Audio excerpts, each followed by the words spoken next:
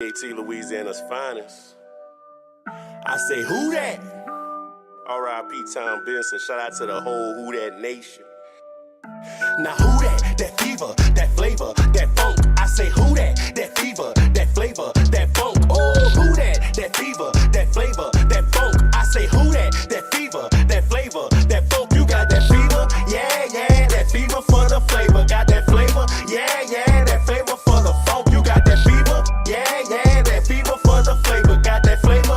Yeah, yeah, that flavor for the funk. I got that fever, my people. See, we not equal, my people. I'm like that dog Saint underneath the steeple, my people. Got Drew Brees, he the feature, and our defense the sequel. The D-line and linebackers, man, they coming to reach ya. Make enemies some believers, cause we overachievers. DBs see 50-50 balls and we call them keepers. Y'all can follow this leader, cause Sean Payton will teach ya.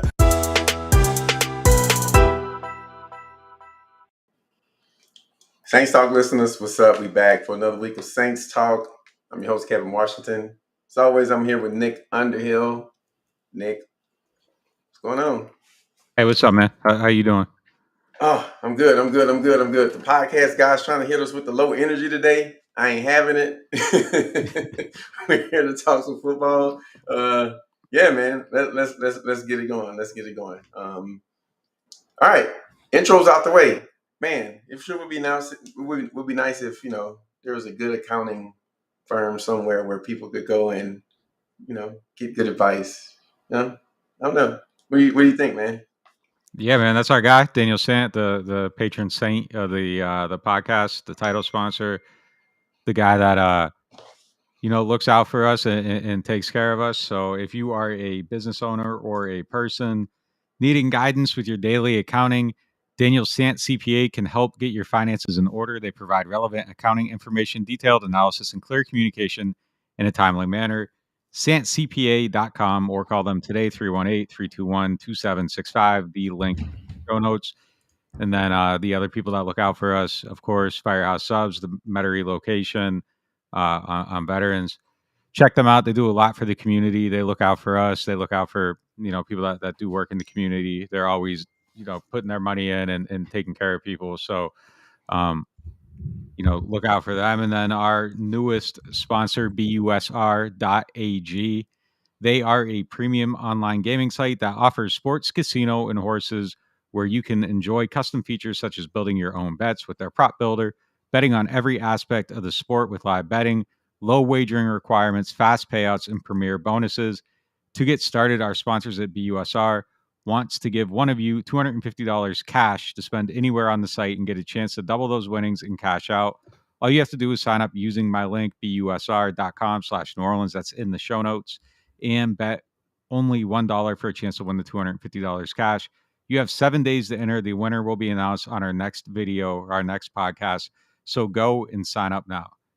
So hit up Sant, go eat at Firehouse, and with the money Sant saves you, place a bet at USR.AG. That is what we call synergy, folks. There we go. It's all in one. Kevin's mic is muted. We cannot hear him. So yeah, I mean that's kind of what we got going on here. We're getting a lot of love from people, and it's nice to see the podcast growing a little bit. So that's a positive for us. But yeah, man, we're coming off a game where there we go. All right, there we go. Man, I told y'all the podcast guys wrapped us today. That's all right. It's all good. We back on. We back going. Yeah, man. Listen, that last ad, man. I was like, he's reading that ad like Kanye was with Jay Prince. Like somebody kidnapped him. He didn't even want to be there, but you picked it up though. You picked it up. You good though. You good. All right, hey, we're getting through it. We're getting through it. You picked it up, man. I was looking for the little. Little shadows in the background. Someone that kidnapped my guy, man. No, I couldn't get the note pulled up on the computer, so I had to read it off the phone. So yeah, it was a little bit different. But it's all we gotta go. I want to have peace with Drake. This is not really worth it. Oh man, Jay Princeton captured a billionaire. All right, football. Shout out to our sponsors. Shout out to everyone in chat. Man, good to see some of the regulars here and some people. Yeah, good to see some of the guys here, some of the regulars and some new people too. So let's get into the Saints and It's not going as good as it should be. I would say it could be worse, but I'm not too sure about that. But we're gonna talk about it anyway. So let's start with this game. And when someone asked me about, man, what's going on with the team, I'm like, well, I think it's pretty clear. I think they're kind of like self-destructive at this point, right? Like they're inflicting a lot of harm on themselves. Um, when you look at this game, you don't really say, man, if so and so would have been playing, or if they would have did. No, it's like if you don't jump off sides, or you Mm, don't do this, you I don't do got that. one if they were playing. I got one if they were playing. Well, I Will got Lutz. 5, but they Will could have Lutz. won with what they had. But go Will ahead, go Lutz. ahead. That's it. Just Will Lutz. They'd be Oh, 7-2 with Will Lutz that's this year. true. Is he Yeah. like the biggest missing piece on the Well, no, I mean entire it's still Saints team definitely right Mike. now? It's definitely Mike Thomas, but I mean he's up there, man. He's up there.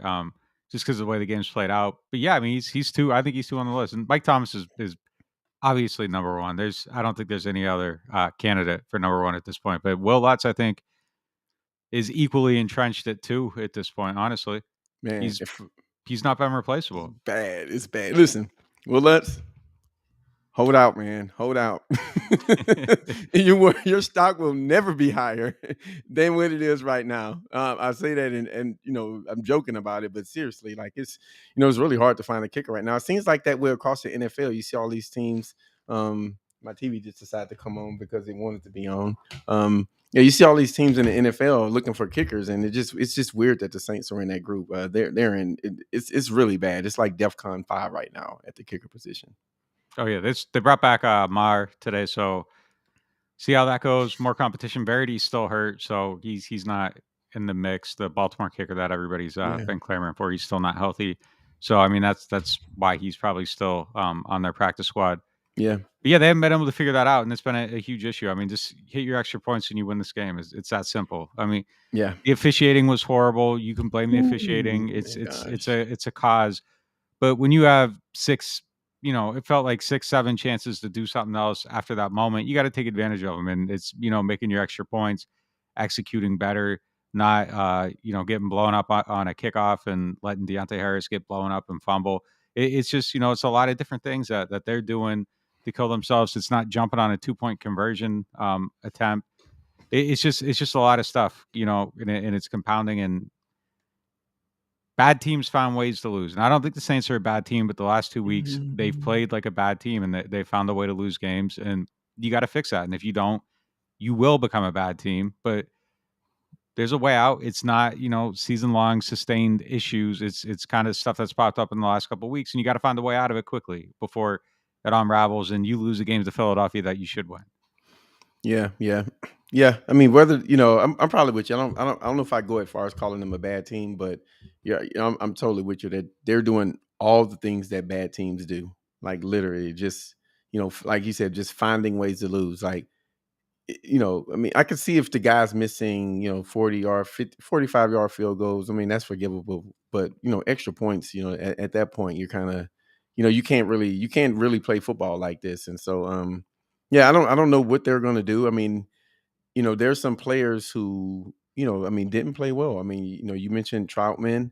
I thought Ruiz, I thought he had some bad snaps against Jeffrey Simmons, who is just, man, that guy's turned into a really good player. I remember liking him coming out of college, and he got hurt. But yeah, that was a heck of a pick by Tennessee. That's what it's looking like. Yeah, just those couple of guys stand out. Obviously, the kicker. So I mean, you know, I, I I don't really know what the solution is, right? I mean, is Van Nett going to come and save the day at tight end? Is there a kicker going to come in and help? I mean, what are you going to do at guard? It feels like the guys that they have in the building they just have to play better, right? Because it doesn't, no one's going to come in and just solve all these problems, or give you some boost at one of these positions. I kind of feel like things have to happen internally, whether that's coaching or guys having a revelation in the midseason. I don't know, but it just seems like that's the only solution that they have at this point.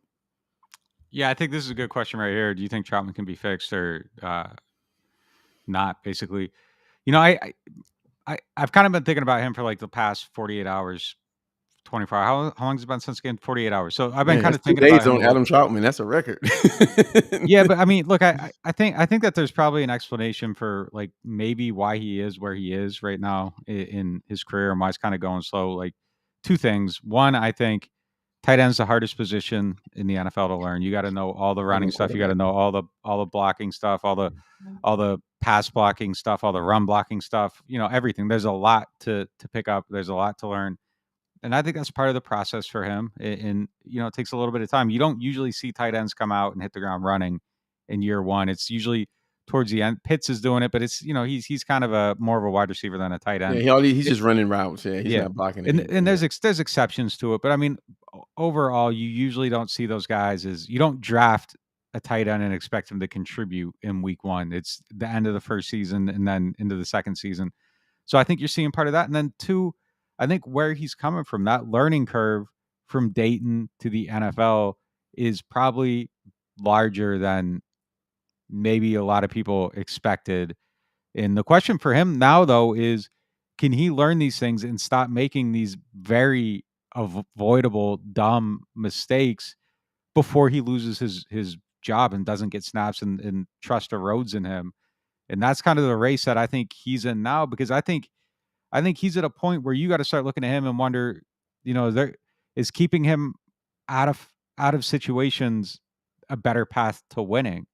And I think right now, I mean, it's hard to trust him a little bit. You know, the fumble was atrocious. He kind of like ran right into a fumble, jumping off sides on or false start on that 2-point conversion is unfathomable. I mean, it's just the one thing you cannot do, and he does it. So I think, you know, that there's probably some eroding trust there. I think that he needs to get back on track quickly. And honestly, I kind of feel bad for him because I thought, you know, he started really bad last week against Atlanta, turned it on at the end of the game, came into this game and I thought was playing pretty decently early on, was making some plays, was making some catches, and was starting to, you know, get into a little bit of a rhythm. And then bam, it's just right out the window again. And, you know, at some point people are going to start losing patience with you. And when they have options to no longer be patient with you, we'll see. Because right now there aren't a lot of options. You know, it's kind of like you got to play Troutman, you got to live with him, you got to let him figure it out. Once Van Nette's healthy, you can start making different decisions. And you know, I honestly would not be surprised if we saw his snap count go down once Van Nette's ready to play. Yeah.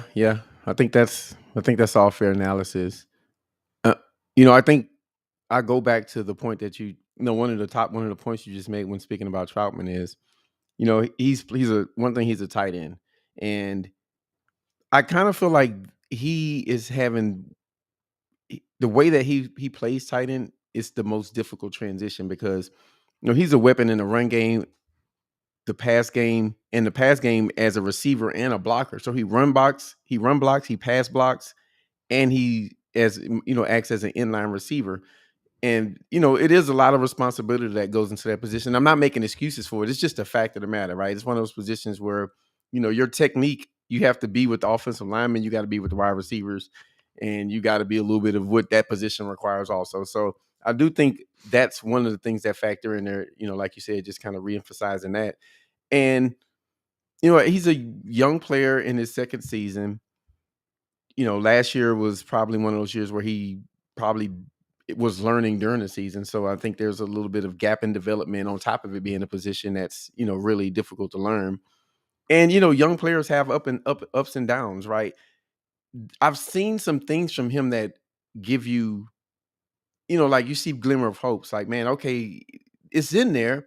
Can he become consistent, right? And I think That's why on the members only, like you were ready to kill him last week, and I was like, hey, yeah, I know. I chill went out too a little bit. hard. But I I memean, went look, too hard.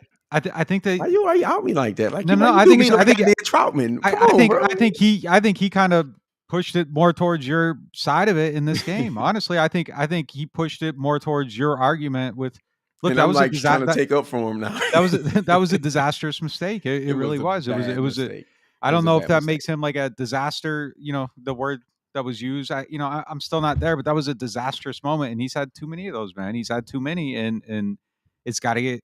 It's two. I mean, it's two really big ones that were game changing Was that mistakes. post game when I said that, or was that like I think it was was a that? Friday. I think it was a Friday. Oh man, okay. I was gonna give myself a little mulligan if it was like, because post games we be coming out hot, you know. Oh yeah. But like if it's Friday, I didn't sat on it. I didn't thought about it and didn't marinated before.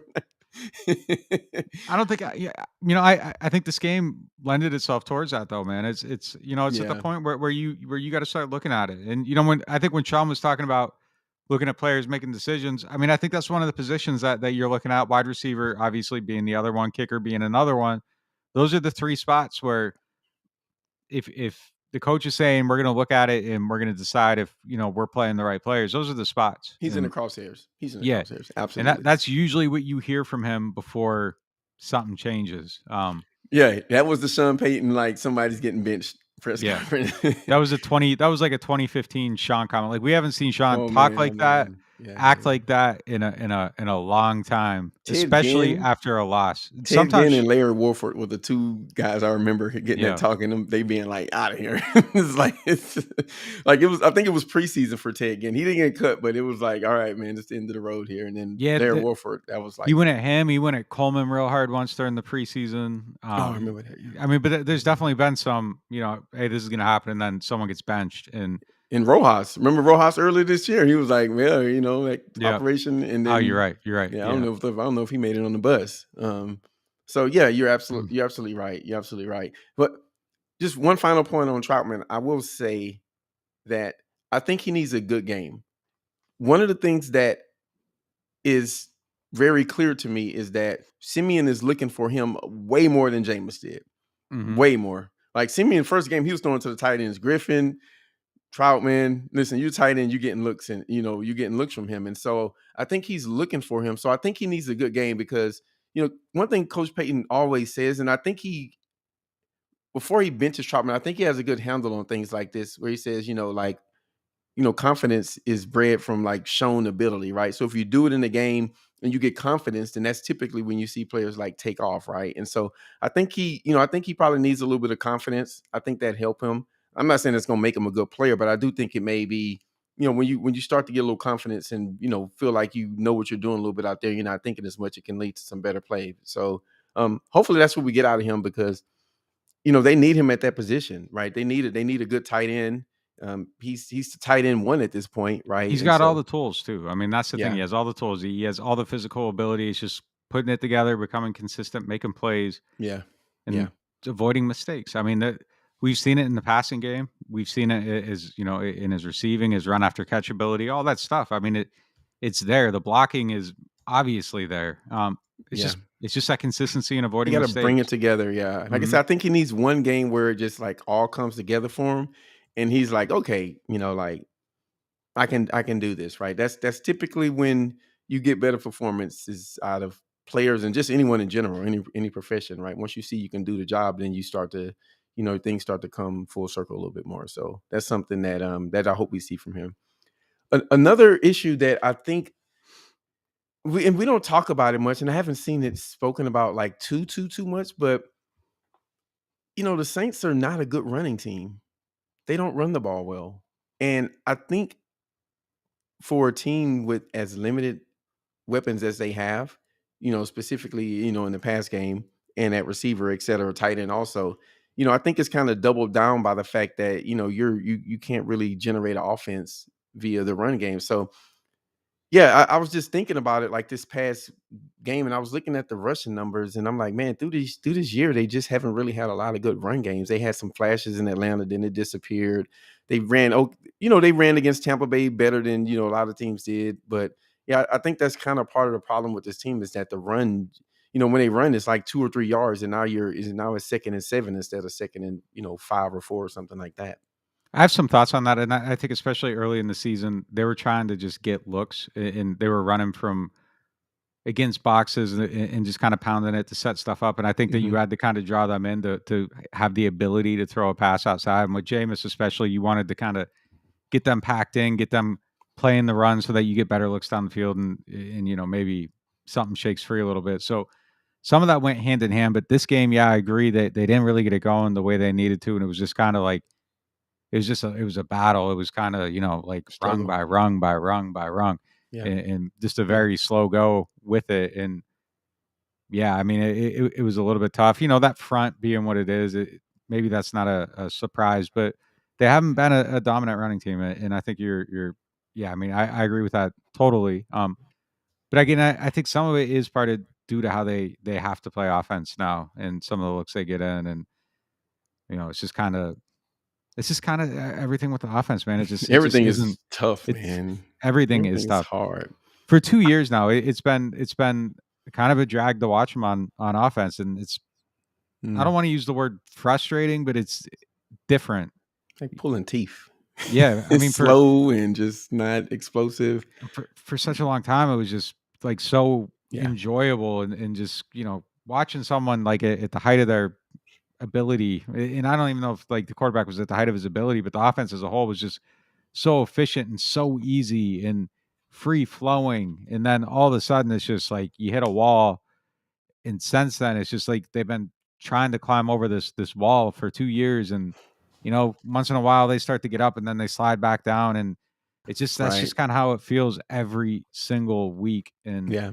Yeah. I miss it. I miss seeing the Saints offense. Like I miss seeing what they used to do, and it's given me an appreciation for what they used to be able to do. But honestly, the fact that they're sitting here and that they're even a competent team right now, and I said this on the pod after the game, like it's if you take a step back from all this, and everybody's acting like it's doomsday and all that stuff. Like if you take a step back from this and you look at where this team's at after losing Breeze, after losing Mike Thomas, Thomas. I mean, it's crazy. Most teams don't lose their Hall of Fame quarterback and have a winning record and sitting at the midway point with the shot to make the playoffs. Yeah, And that's fair. That's fair. it's maybe hard to have that perspective when you're watching them and you're expecting them to win and they start off a certain way and then they start Yeah. losing games, and those expectations are already harvested before you can even.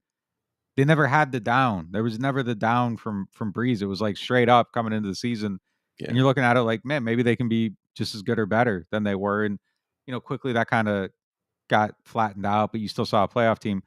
The fact that they're sitting where they're at is kind of crazy if you take a step back and look at it. Yeah, that's fair. That's fair. That's fair. I think it is.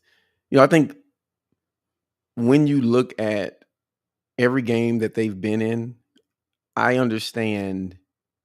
Like it makes me appreciate what Sean Payton does as a coach, because every game that they've been in, he's had a winning formula, man. That Tennessee game, I mean, he spoke about it on WWL in his interview with Bobby and Mike. He's basically said like, "Hey, look, that game kind of played out like we wanted it to. We just made these critical mistakes, and that referee call was." I know. Listen, the refs is not that they're not why they lost the game. They lost the game on their own accord, They're part of why. but they win that game without that call, though. I think Oh they yeah. win that game. So that that can't that just can't happen. Like it to me, it just makes. Man, I've been flamed for saying this before, but it takes away from. It just makes football not fun. Like I don't enjoy seeing flags all over the field all the time. Like let them get away with a hold or something, man. If it speeds the game up, like all these flags all the time, and the guy, you tap his helmet, he get a flag. It just makes the game a little bit more difficult to watch. So I See, think they got to do something about that, because it's just you're gonna turn. I don't know. Me personally, it's not the best experience. I won't even go there. Just call it right. And the thing that's frustrating about that moment is that they had the mechanism to fix these calls two Oh, they years figured it ago out though. They when got they it. could Yeah. challenge these plays because of what happened to this team, and the officials were too stubborn and nothing ever got changed and it wasn't working. So they took it out, and then here you go. Like here it is again. It's just they could that moment shouldn't get flagged. They had the mechanism to fix it. None of this should be going on. Like this is it's just it's the height of idiocy, like in the face of facts, to do something and take away like all the things you can do to get it right. Yeah. And they just like there's just a reluctance to get these calls right, and I guess you're just supposed to allow them to get them wrong and then be okay with The it. NFL is happy. They've cool with it. They Like cool with it. it seems like everyone's cool with it, but one team. Like, and it's stupid because this one team keeps getting screwed Keeps by it. But like yeah, the nobody refs should have don't to lose a understand. game because the officials are incompetent. Like it just shouldn't happen. And I, even if we allow for them to have a hard job, like okay, there's guys out there that run 4.3 and things are happening in a split second. Mistakes are going to get made. If you allow that, and look, that's going to happen. Like you're not always going to see everything right. keep the mechanism in place to fix the errors. Yeah, yeah. I mean, I've read somewhere that they was thinking of like using like a sky judge or something, adding the eighth referee to look at this stuff. Look, I think the NFL is not going to go back and say they was wrong. So whatever the mechanism they had in place, the mechanism they had in place before. I doubt that they bring that back. No, they ain't gonna allow the challenge calls anymore. But like they Yeah, should. It's so stupid, man. It's yeah, they got to unbelievable. figure something out. They got to figure something out because like as someone that loves football, I love the game, man. That football that is just fun to watch. It's complex, but it could be simple. There's so many layers to it, but this got to stop. They got to figure this out. It's a big black hole like in the middle of a bright spot. And yeah, it's ridiculous, right? And then if the coach says something factual that the referee shouldn't have made the call, they get fined. So Yeah. it's just like, okay, like what is this dictatorship we got going on here, right? These guys are not infallible, right? They're humans. They made a mistake. I'm allowed to, it's just weird, man. It's weird. I don't like Nobody it.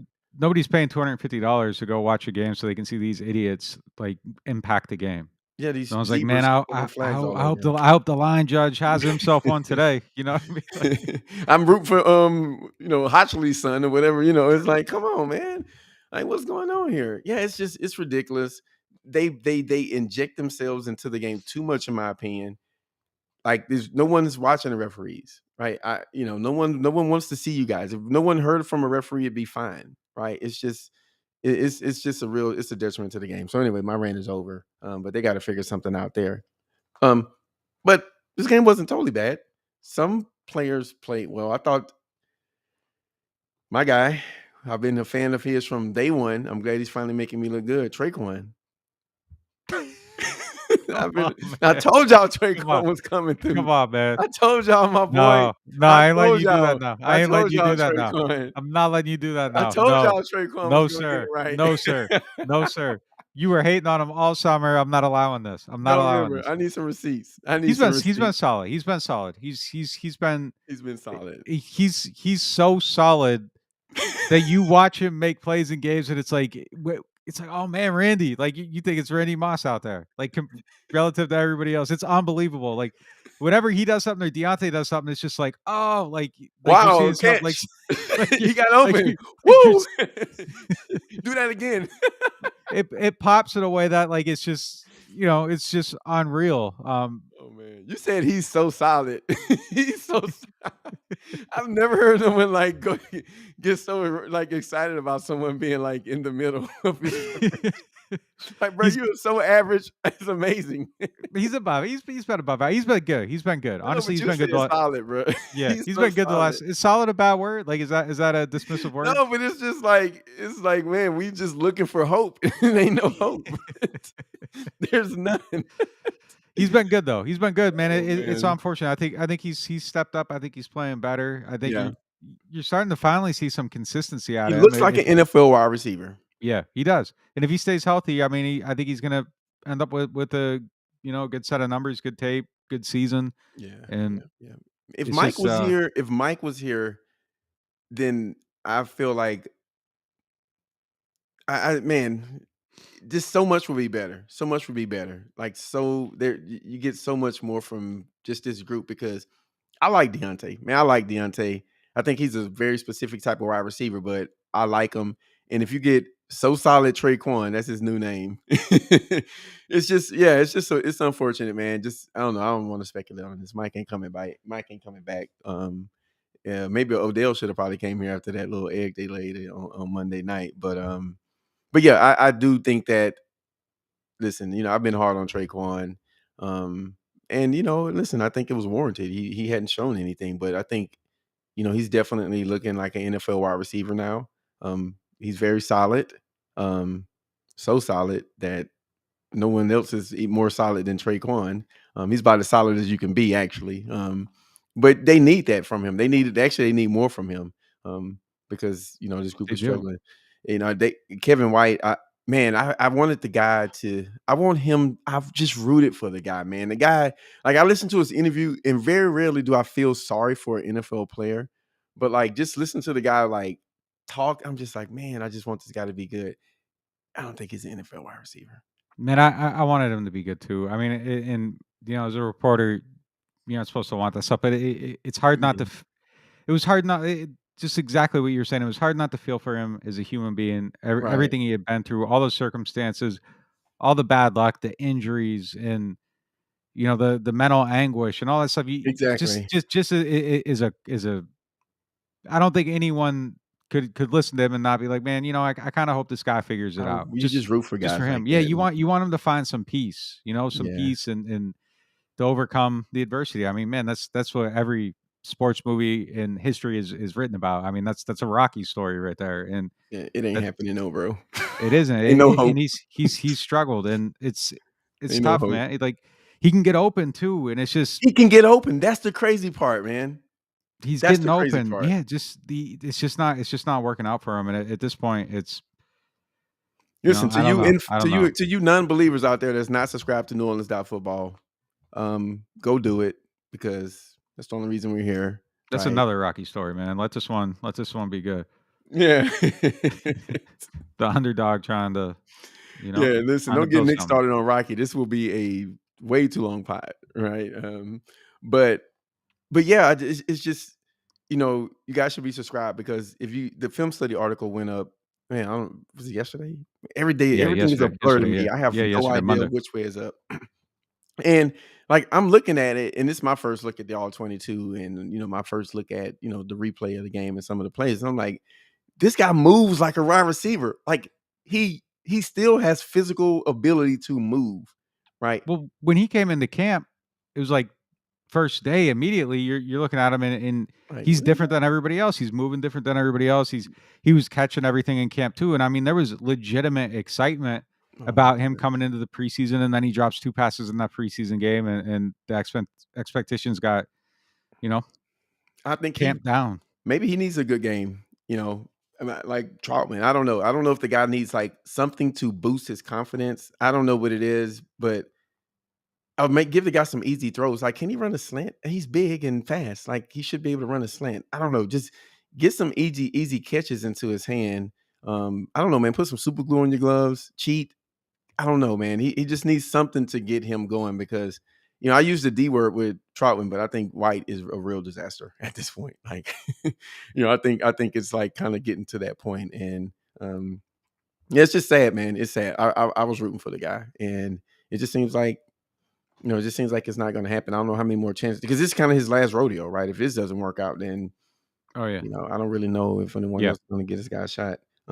Another positive from the game was, I don't think he had I know the notion and the thought from a lot of people that he had like this super dominant game. I don't think he did, but I did think he flashed. I thought Davenport had a couple of those sacks were about as dominant as you can get. And I thought for him, maybe this is one of those games that also kind of gives a guy some confidence. That's the I guess the word for this pod is confidence. But yeah, I thought he had a couple of snaps that he just was flat out dominant. As a pass rusher, and hopefully that's something he can build on. He's been cooking every game, really. I mean, he's flashed every. He does he have a sack in each of the last 3 games? I think. Yeah, I think he does. How many sacks does he have now? Is he up to like 4? Or I'll check. He's playing really, really, really good though, and yeah, I mean everybody's moving. You see him getting after the quarterback. He's winning quickly, and 4 sacks for the year. I'm encouraged with the things he's doing. I thought Anyamata played another good game. He looked really good, moving guys around, making plays in the run game, getting going. He's getting going. It seems like things are getting going for him. Cam is kind of like he's playing. He's holding up, right? Yeah, he's holding up. Yeah. It's not like this drop that people was predicting. Yeah, exactly. I don't think that drop was there early in the season though. I wrote it in the bunch of the film studies. Like he was around the quarterback. I don't think it was as drastic as people were saying. He was getting pressure, and he was. That's why I said people plays. predicting. Yeah. I don't think it was. I think it was just he is what he is. He is what he is now. But with other guys around him, he's going to look better. And I think that's true for any defensive end, but especially a guy that's where he's at in his career. But he's still an effective player. It's not 15 sack a season Cam, but he's still an effective player. And and he needs guys around him. Like before, the old Cam, old Cam can kind of like carry the weight. Now I think you got to have some guys around him to kind of spill him a little bit. And, I think he, with Davenport seeming, his best game was still Seattle. Seattle was like crazy for Davenport. I thought that was his, I thought that was his best game of the year. But it does seems like, every game you see a play or two from him. And I think for a guy like him, I think getting the sacks are important, right? I think for him, like putting the quarterback on the ground is something that will, kind of benefit him. And Oh yeah, when you he talk, lives for it. yeah. And when you talk about a guy who really does need confidence, I think Davenport is the poster boy for that, right? And he's been pretty open about like some of his struggles and some of the things that he read and whatnot. So yeah, I think they need that defensive line to play well, right? That's if they don't play well, I just feel like the team is just going to continue to struggle all year. So there's a few bright spots, in this game. Again, the Tennessee Titans are number one in the AFC, and the Saints they had them beat, right? They had a chance to beat this team like multiple times. So, we've been saying the whole time, like, this is a team that can beat anybody and lose to anybody. And it just feels like that's the theme for this season, right? JC Joseph asked a question here. Does Peyton's praise of Traquan mean the Saints won't draft a wide receiver next year? Man, if they don't draft a I'm wide not receiver covering this next team year, no more. I'm if not on they, the pod. if they don't And bring draft Ian back. they don't draft a wide receiver next year, I mean, it'd be, straight up malpractice. And New I England's not New mean, England.Football. unless they sign a couple and that mitigates the need completely, Yeah. but like if they don't add to that position substantially, it would be malpractice at this point. Regardless, I think at this point you treat Mike Thomas like a bonus. If he's still around, I think that's kind of how you got to look at that. Hopefully the subsequent surgery is things are cleaned up now that he got it cleaned up again, and that's going forward. So hopefully he recovers well. He's back and he's good to go. But I think they got to add 2 guys at that spot next year at least. Easily. And if you can keep Traquan at the right price, keep him. But I still think you need that too on top of that. Yeah, my guy Jay said if they don't draft at least 2 early round wide receivers, I will eat my hand. Can someone screenshot that with the date and the time? Because hey Hey, man. you can just subscribe to the site and you can keep your hand, man. Yeah, man. That's that. I wouldn't go that far. I do think they have. I think it's mandatory that they add someone. I mean, I'm looking at wide receivers. I agree with him that they need to take a couple of early guys, or they need to draft somebody, or they need to sign someone in free agency or something. Because it just be malpractice at this point. I don't really know no other way to explain it. So so this week they got the Eagles. So a weekly just final topic.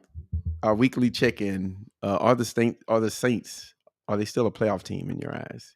I think this is a must-win game. Honestly, I think it is a must-win game, and it's funny when you start blowing opportunities; those show up earlier in the year, every single year. And I honestly, truly believe they have to win this game, and if they don't, I think things could get dicey quick. You lose this one, and then you're on a path to 9 wins on paper. And if you drop another game that you shouldn't, Bills, Saints, you're probably Jets, out of the Bucks. playoffs. Now, granted, they'll probably win one that we're looking at, and they shouldn't win. But Yeah. I think you have to win this game. You got to stop the bleeding. You got to get some confidence back. You got to win a winnable game against a team that's very, very beatable. Yeah. And if you drop the next 2, then to Buffalo and Dallas, it is what it is. Yeah. But you're okay. You have to win this game. Yeah. No, I'm with you. Yeah, this is like I must win is the only way I know how to explain it. They can't lose this game because Buffalo. I mean, I can see them winning one of those. That's the Saints, man. I can see them losing this game and then beating the Cowboys or the Bills. Like that's Yeah. the season for me. It's just like I have no idea what to expect. I don't know what team is going to show up Sunday. And I said that's the last topic. There was one more thing, and I feel like I should have started with this. I think the pass game is better than it's been all year now. I think there's you had like these times where there were explosive plays and they had these highs, but just I feel like some of the easy offense that we've not been able to see, maybe in the first. And I'm not saying Simeon is better than James. I'm not saying he's a starter. I'm just saying for this offense with the guys that are available, I think the type of quarterback that Simeon is maybe suits it a little better because before you only have really one guy getting deep, and it was just like, punt, deep touchdown, punt, field goal, and I just feel like the offense moves the ball a little bit better in the current iteration, just from what I've seen. I think there's some aspects that they're better at. The overall, it's tough for me to get there overall because I think that some of his better production has come when they've been well behind, and you see the Oh, and defense go. coverages. Yeah, the coverage is soften up. It's kind of more protect the lead than take risks. Teams kind of stop blitzing a little bit. There's not as much pass rush. So I think the issue for him, and I think the issue for Jameis and the offense the whole year is that they've started slow almost every single game. Yeah. And it just takes forever to kind of get into a rhythm. But that's not also just quarterback dependent. It's guys dropping passes. Yeah, that was There's the a lot of point. stuff going on. So Right. it's hard for me to judge that. But I think Simeon, I think there's aspects of his game that he's just executed better than James did, the shorter stuff and stuff like I think that's extremely obvious. And Yeah, that's exactly what I was getting at. And then, like I said, it seems the drops since Simeon came it seems like the last couple of games, the drops have they've just went up exponentially since he's been a quarterback. So, I it's mean, crazy. if and we're not saying the tough catches. I'm not saying make the tough catches, the Michael Thomas catches. I'm saying catch the easy balls, the balls that you expect high school wide receivers to catch. If if you don't have those drops, I think the conversation about Simeon is like, man, Yeah. He's got to stop different. getting passes tipped at the line of scrimmage. I think it's been 7 in 2 games. It's outrageous. It's an outrageous amount of passes that are getting tipped Go to at the line. NewOrleans.Football for the details about that in the article, Yeah. by the way. Yeah. Yep. All right, guys. That's all we got. The Saints lost. They have the Eagles this Sunday. They are playing in Philadelphia. So, they're just another away game. So, yeah, we'll see. We'll see how this game goes. Again, like we said, we think this is like one of those must-win situations because your schedule, the next 3 of the next 4 games against the Bills, the Cowboys, and the Buccaneers in Tampa, and those are tough games for them. So we'll see how it is. Subscribe to NewOrleans.Football. Make sure you guys go there, check us out. Daniel Sant CPA, go check them out. You got to get your taxes right. Firehouse Sub, shout out to those guys. And Hey, Daniel's been waiting for you to call him, man. you know what? You know why though? I got a little transition going on right now. Oh, true. That makes sense. Yeah. I got a little transition going on right now. But yeah, that's high on the priority list. So Daniel Sant, I ain't forgot about you. I need help. I need hope. I need hope. Because there ain't no hope with the Saints, but there's a little bit of hope for me. So I need some hope. So hey, listen, man. Thank you guys for supporting us. Thank you guys for showing up. We appreciate the support. Everyone go to NewOrleans.Football subscribe and help us grow this thing a little bit more. So you guys be good. You guys be safe. We will be back Friday for the preview pod. So with that said, thank you guys for listening. We'll see you next week. We out.